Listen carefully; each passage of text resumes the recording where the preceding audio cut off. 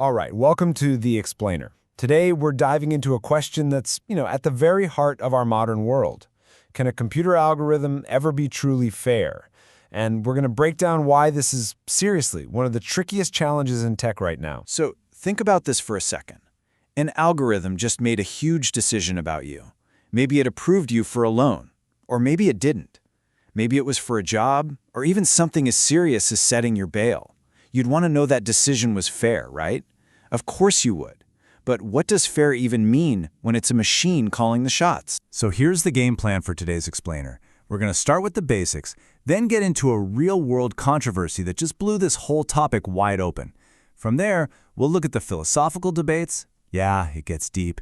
And then we'll uncover all the sneaky ways that bias can wiggle its way into the code. Okay, first things first. Let's get a clear definition on the table. So, at its most basic level, algorithmic fairness is the field that's trying to answer that exact question. And look, we're not talking about your Netflix recommendations or some AI in a video game. No, this is about algorithms that make huge, life-changing decisions. We're talking about who gets a loan, who gets hired for a job, who gets out on bail. I mean, the stakes, they literally couldn't be higher. All right, to really wrap our heads around this, we've got to look at the one controversy that basically kicked off this whole modern debate.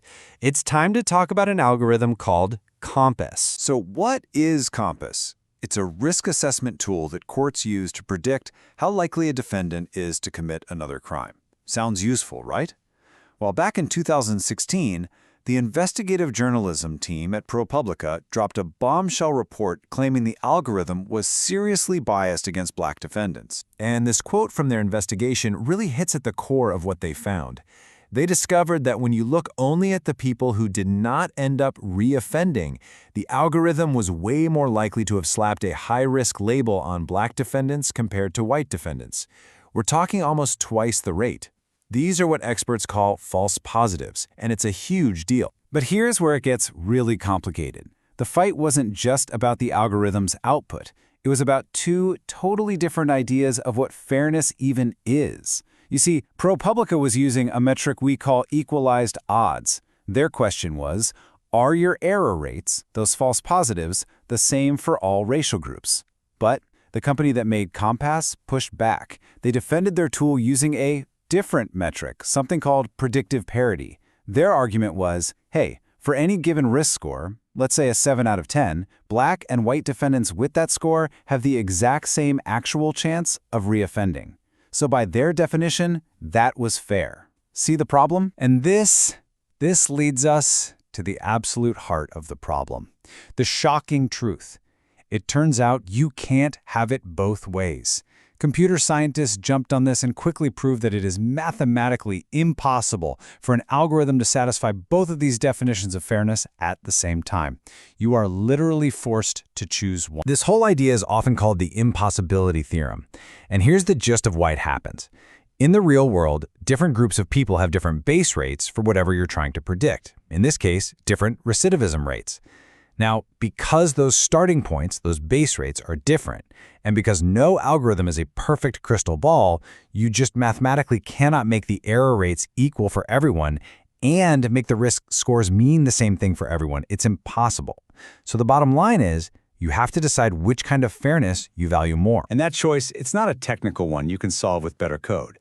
It's a philosophical one. This technical impossibility actually cracks open a much, much deeper debate about what we even mean when we say the word fairness. The philosopher Joel Feinberg actually gave us a great way to think about this. He said we can split fairness into two buckets. First, there's comparative fairness. This is all about how you're treated compared to other people. Are we treating like cases alike? This is exactly what that whole Compass debate was about. But then there's non-comparative fairness, which asks a totally different question. Forget everyone else for a second. Were you treated fairly, period? Were you treated the way you ought to have been treated? And once you start thinking that way, a whole new can of worms opens up. Maybe the algorithm is unfair simply because, well, it gets things wrong. It's inaccurate. Or maybe it's unfair because it relies on generalizations. It's basically stereotyping you. Some people argue it's just fundamentally unfair to have a machine, a piece of code, making a heavy moral judgment that a human should be making. And of course, there's the black box problem. If nobody can even explain how the algorithm reached its decision, Isn't that a huge problem? Doesn't that fly in the face of due process? Okay, so all of these problems are a big deal, but they're sitting on top of an even more fundamental issue: the data. The stuff these algorithms are learning from in the first place. Think of it like a vicious cycle. Step 1. It all starts in the real world, a society that already has its own biases and injustices. Step 2. We go out and collect data from that biased world. Data on arrests, on income, on where people live. Step 3. An algorithm gets fed all this data and starts to learn the patterns. But here's the catch. If those patterns are biased to begin with, the algorithm doesn't just learn the bias, it automates it, it scales it up, and sometimes it even makes it worse. It's what law professor Sandra Mason calls bias in, bias out. It's a super simple but incredibly powerful idea. You just can't expect an algorithm that's fed a diet of biased data to spit out unbiased results. Let's look at a few real-world examples of how this goes wrong. First, you've got measurement error. We might want to measure crime, but that's really hard to do. So what do we measure instead? Arrests. But arrest data isn't a perfect reflection of crime. It's a reflection of policing priorities and patterns, which can be biased themselves. Then there's representation error. Think about facial recognition tools. When they're trained on databases that are mostly full of white male faces, they've been shown to be way less accurate for women with darker skin. And maybe the most difficult one is what's called compounding injustice. This is when, even if your data is 100% accurate, it's reflecting an unjust reality.